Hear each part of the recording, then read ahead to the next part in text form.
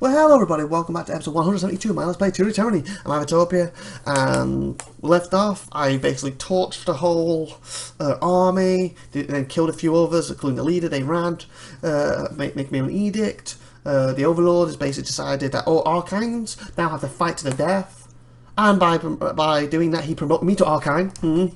Go figure. And I basically did an experiment. I asked her to portray one of my edicts, and it didn't work. But so we're gonna think about what to do, and she's just leaving, and she just turned around.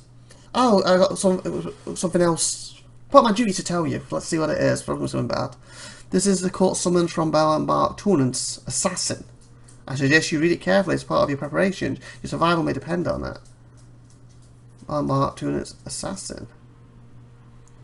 Carries a knife in the shadows. His assassin. Good luck, Archine. And there she goes. I know you got a thing or two on your plate, but if you could make some time for me. Our little bird has brought us some interesting news, and I hate to have to go stabbing people without you. Okay, I told you a minute of this. Iron Heaven is now unlocked on the world map. Okay. Archine Faithbinder, the fifth eye, dispels his words like a cloud of nets whenever you call yourself. Whatever you call yourself. Our agents have infiltrated the outskirts of Iron Heath. Ashes and his troops are as exposed as a raw nerve. Before you make your final assault, the voices are narrow and wants to discuss that stunt you pulled. Yes, people are beginning to talk, and Arakan doesn't want there to be any misunderstandings.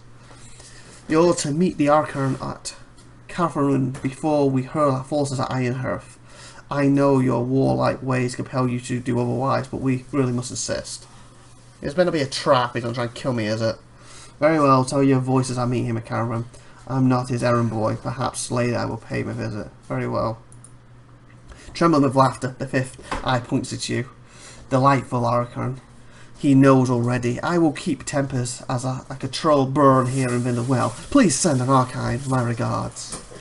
And Faithbinder, his piercing, reedy tone subsides for a moment, sounding almost normal. Remember who you're going to meet. The Archine of Secrets loves nothing more than a challenge, but he also loves to win. He tilts his head to the side in confusion, and then shrugs in a casual manner. The fifth eye waves you off with an enthusiastic flap of his fingers. Interesting. Receive a mission from Faithbinder Mars. Oh, she's going to talk to me too, does she? Let me save after all that big long conversation.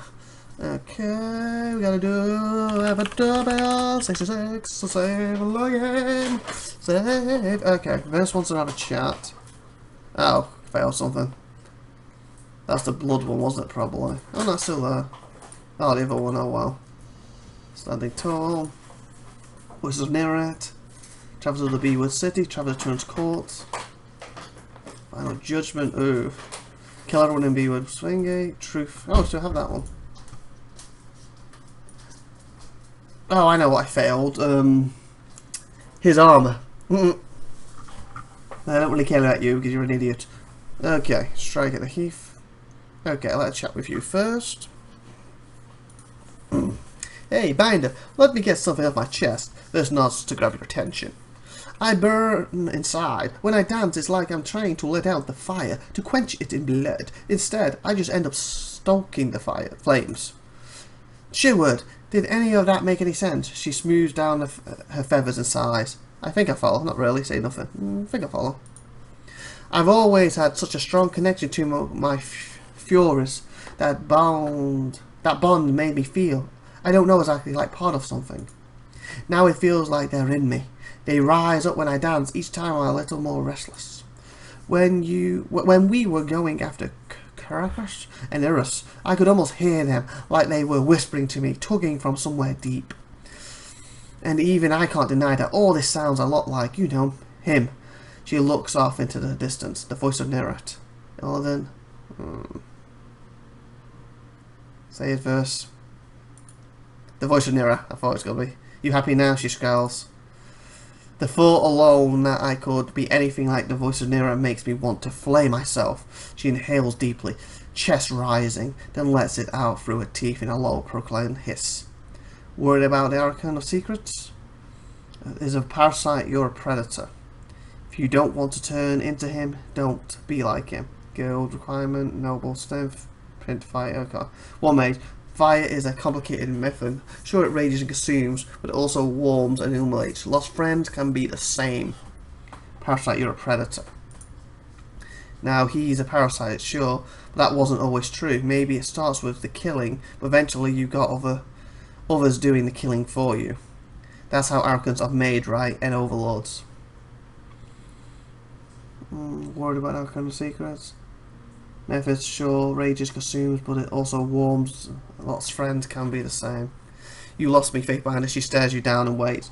Look to your sisters for guidance and confidence. Your memories of your sisters will consume you if you let them. Your fondness of your sisters is both strength and a weakness. Confidence, that one. Like fire, got it. Nice normal red fire, not floating bronze head in it all. She frowns, nodding. If you don't want to turn like him, don't be like him. What exactly is she suggesting? The right corner of a lip twist. Force yourself to stay human. Leave the scholar chorus. Be stronger than him. Maybe don't eat people. Stronger than him. Leave the chorus. Leave the only place I've ever felt at home. The group that gave me a purpose and taught me to dance. I think not, she smirks. Now I might be convinced to slit a sudden fiery green throat and claim the chorus for my own. One more thing before I call it a day, Faithbinder. What is it?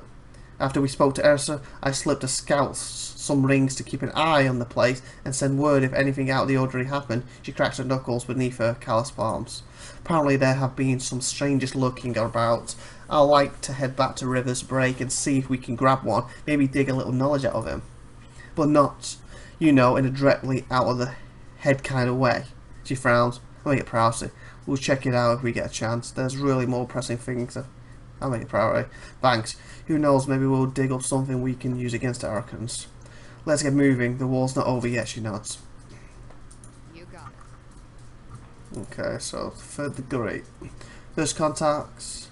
Swiss individual visits Aston's homestead at River's Break. Return there with Vesa to investigate the report.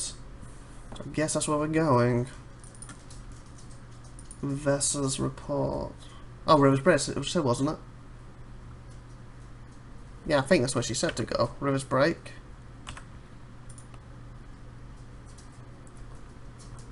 Yeah, so we'll do that first. Then we'll head over to Thingy. Gonna change how much arm damage, attack damage your character will do. Okay.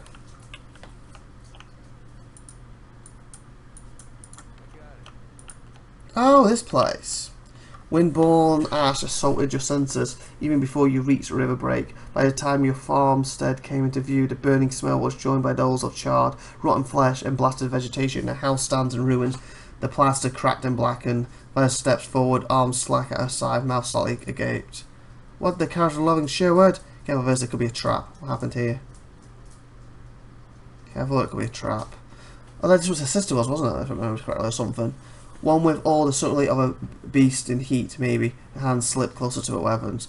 Let's poke around. Maybe there's something here that will give us a better, or a mum was it, something like that. Give us a better sense of who did this and why.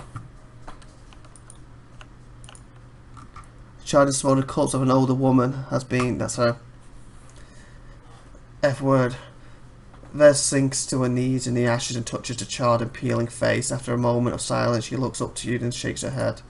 I could have given her a clean death. Instead, she ends up here, buried alive. That's mercy for you. She glances down at her blackened palms. This isn't your fault. Are you okay? Find whoever did this. Forget it. Can't do anything. You okay?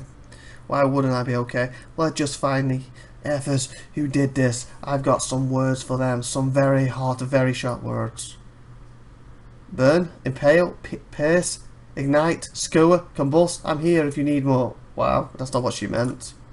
Sherwood, oh man, all that reading has just done wonders for your critical thinking skills. This isn't your fault. We'll find whoever did this. I've got some questions and need answers. Here's hoping these B-words don't want to talk. I really hope they don't want to talk. She pops her knuckles, nodding. They in the area? Investigate the ruined home. Corpse of an older woman has been dumped slowly on the ground. Probably in there. I'll check this stuff first. Could have a ruined home seems particularly charred. Ah, I'm trying to read this stuff. You pull it too fast. Look at this big faith binder. First points at the blasted remnant in the wall. I've seen a lot of fires in my time, and this is that very special pattern of burning that only happens with magic. She kneels, fingers running over the ashes. See, these marks signal work, and too clean for blood chanters. Probably a sage. Were I to guess, sage did this. If you know of another organised social of magical users who like to control information, I'll happily look their way. Good eye indeed. I believe this was done with the signal of fire by the way of the Sun Queen, as opposed to that of Thousand Embers, erratic brands of fire. You can tell by the tinned pattern at the burn edges. The overall blast pattern suggests a thorough understanding of modern expressionist techniques. Wilder, he blinks, dropping into silence. And now I'm boring us all. Apologies. Okay, can I finish reading this? Charge, Scots, marks unusual focus, and intends. Shattered crates lie scattered and buried across the ground.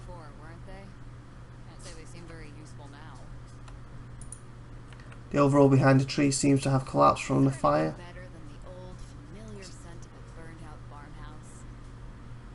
Done. Oh, she's out for this. The statue of charred wood haunts the air. What? Deep gorges mar the door frame. Oh, let me read it before you cut to this. Somebody pried this door open. Someone with iron. She runs a finger along the door frame. The disfavoured may have the collective brain capacity of a crate filled with stone, but they treat their weapons like each one is the daughter of Karis. Silver or black and iron hide embedded among the splinters. Okay. Some of the rocks just from the rough dirt. Track herbs. Very funny. These tracks are faint, even with the earth as dry as it is. Whoever left them was travelling light. They couldn't have carried much gear. Attention turns to the eastern horizon. The shadow stalker hunkers low to the ground, knuckles flat in the dirt. She sniffs and snorts, nostrils nearly touching the earth. Track make a smell of sweat and blood, leather, oil on iron, dry food only, no meat. Drugs you find there, vape binder. We should keep searching unless you think it's on fire. Anything else to grab, or I guess it's the tracks. I think mess whoever came here decided to throw down among themselves. That doesn't scream Scarlet Chorus and the last Queen of Apex. We've got a burned farmstead and multiple fire wards set around it. That reeks of our missing fire mage Catorius. There's chorus and disfavored shit all over the place. Given how shoddily maintained the iron is, I'm guessing it's all chorus shit. Okay. Good characters have been conscripted. You can't have gone far. We can always ask him when we find him, assuming I let him live long enough to perform the answer. The nearest stronghold is a sad little pile of palisades on the edge of the contested lands called Fort Squander. That's where we're going now. At least got Squander's life by doing this. So that could go a ways towards explaining their arms being scattered around here. David used to hold those walls. Come on, we've got a sage to track. Lead the way, boss. Okay. It should show up in the map. Travel to Fort Squander.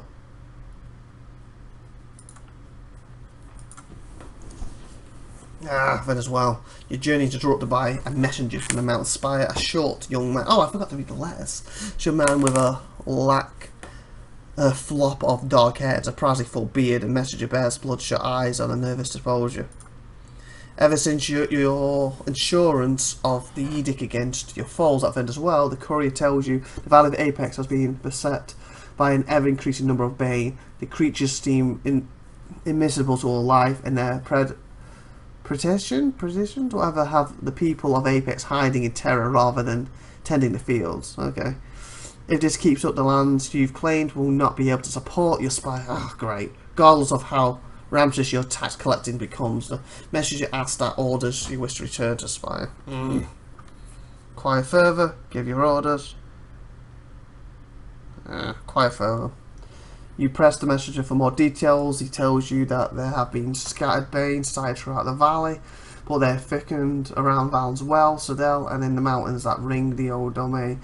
They've attacked a handful of travellers and devastated livestock throughout the valley. Given that the farms are still recovering from the conquest, the rise of the Vendor Guard, and the subsequent civil war between the Archines, it couldn't be a worse time for the Bane to appear. And you made them bet, but make it, didn't it? Give your orders. And we'll pick the orders next episode. So please like, please subscribe, please tune in next time. I mean, I hope you have a great, wonderful day out there, and see you next week. Bye, everyone.